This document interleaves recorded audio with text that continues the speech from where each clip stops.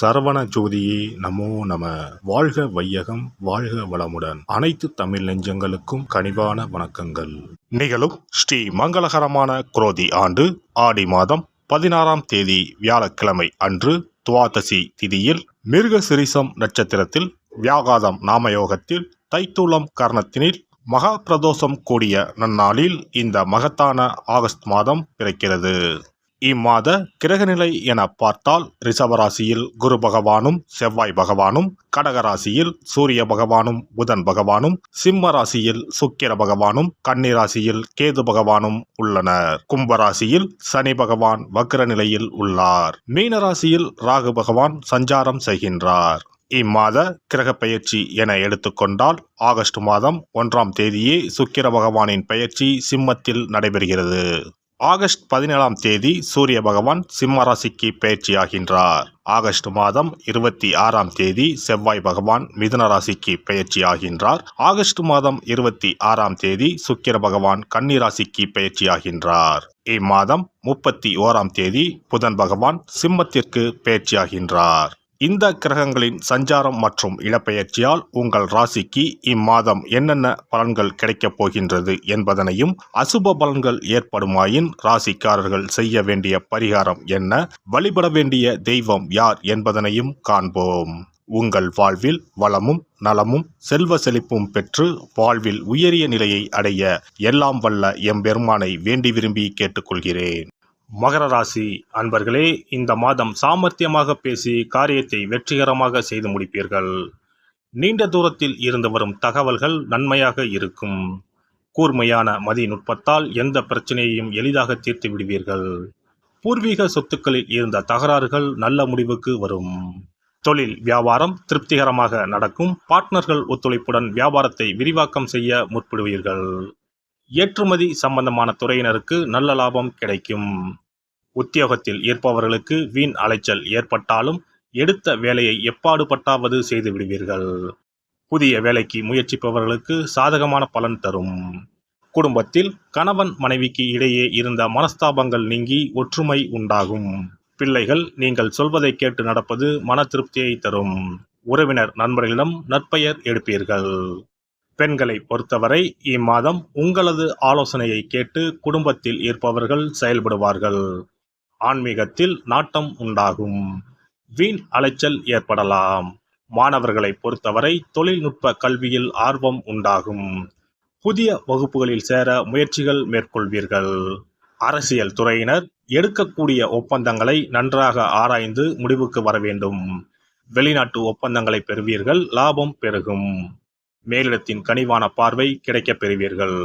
கலைத்துறையினரை பொறுத்தவரை நிதானத்தை கடைபிடிக்க வேண்டும். தேவைகளை பூர்த்தி செய்யும் வகையில் வருவாய் வரும். சோதனைகள் வெற்றியாக மாறும். உங்கள் செயல்பாடுகள் மற்றவர்களை கவரும். உல்லாச பயணங்களில் நாட்டம் செல்லும். நட்சத்திர பலன்கள். உத்திராடம் நட்சத்திரம். இந்த மாதம் பொறுமையுடன் செயல்பட வேண்டிய மாதம். வியாபாரிகள் மறைமுக போட்டிகளால் நெருக்கடிகளை சந்திக்கலாம். கவனமாக செயல்பட்டால் லாபம் இரட்டிப்பாகும். இதுவரை குடும்பத்தை விட்டு பிரிந்திருந்த பிள்ளைகள் வந்து சேர்வார்கள். அயல்நாட்டில் இருந்து நல்ல செய்திகள் வந்து சேரும். தந்தை மகன் உறவு சுமூகமாகும். திருவோணம் நட்சத்திரம். இந்த மாதம் ஊழியர்கள் நினைத்த இடத்திற்கு மாறுதல் பெறுவார்கள். தங்க நகை வியாபாரிகள் நல்ல லாபத்தை பெறுவார்கள். அதே நேரம் பணியாளர்களிடம் கவனமாக இருக்க வேண்டும். வியாபாரிகள் நல்ல நிலையை அடைவார்கள். வேலை தேடும் இளைஞர்களுக்கு எதிர்பார்த்தபடி வேலைவாய்ப்புகள் வந்து சேரும். அவிட்டம் நட்சத்திரம். இந்த மாதம் திருமணத்திற்கு வரன் தேடுவோர் வரக்கூடிய வரன்களை நன்றாக ஆராய்ந்து முடிவுக்கு வர வேண்டும். தொழில் அதிபர்கள் வெளிநாட்டு ஒப்பந்தங்களை பெறுவார்கள். லாபம் பெருகும். வியாபாரிகள் போட்டியின்றி வியாபாரம் செய்து லாபத்தை பெறுவார்கள். ஆஞ்சநேயரை வியாழக்கிழமையில் வெண்ணெய் சாற்றி வழிபட நன்மைகள் சேரும். வாக்குவாதங்கள் நீங்கும். சிறப்பு தொகுப்பு. கண் திருஷ்டிகள் அகன்று தடைப்பட்டு கொண்டிருக்கும் காரியங்கள் நிறைவேற செய்ய வேண்டிய பரிகாரம் என்ன என்பதனை பற்றி காண்போம். வாழ்க்கையில் நல்ல நிலையில் இருந்தவர்கள் கூட திடீரென்று பொருளாதாரம் இழந்து மன கஷ்டங்களுடன் வாழும் நிலை ஏற்படும். இந்த நிலை எதனால் ஏற்பட்டது என்று ஆராய்ந்து பார்த்தால் பெரும்பாலும் அவர்களின் மீதான கண் திருஷ்டிதான் காரணமாக இருக்கும். கல்லடி பட்டாலும் கண்ணடி படக்கூடாது என்று சொல்வார்கள் அல்லவா, அது உண்மைதான். இது போன்ற பிறரின் பொறாமை கொண்ட கண் திருஷ்டியினால் பலரின் வாழ்க்கை சிரமத்திற்கு ஆளாக நேரிடும். இது போன்ற கண் திருஷ்டிகளிலிருந்து எப்படி தப்பிப்பது? இருக்கவே இருக்கிறது எளிதாக கிடைக்கும் ஊமத்தஞ்செடி. தெய்வ சக்தி நிறைந்த செடியாக கருதப்படும் ஊமத்தஞ்செடியின் காய், பூ, இலைகள் என அனைத்தும் தீய சக்திகள் விரட்ட பரிகாரத்துக்கு பயன்படுகிறது. பொதுவாக ஊமத்தம் காய்க்கு கெடுதலை அகற்றக்கூடிய சக்தி உண்டு.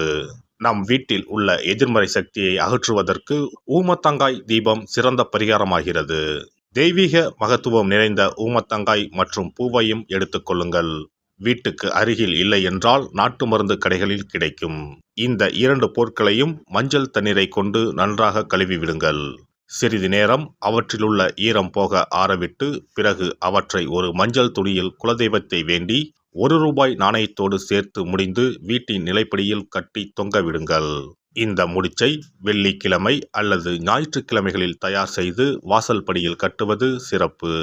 தினமும் வீட்டில் தீபம் ஏற்றி காண்பிக்கும் போது இந்த முடிச்சுக்கும் காண்பிக்கவும்.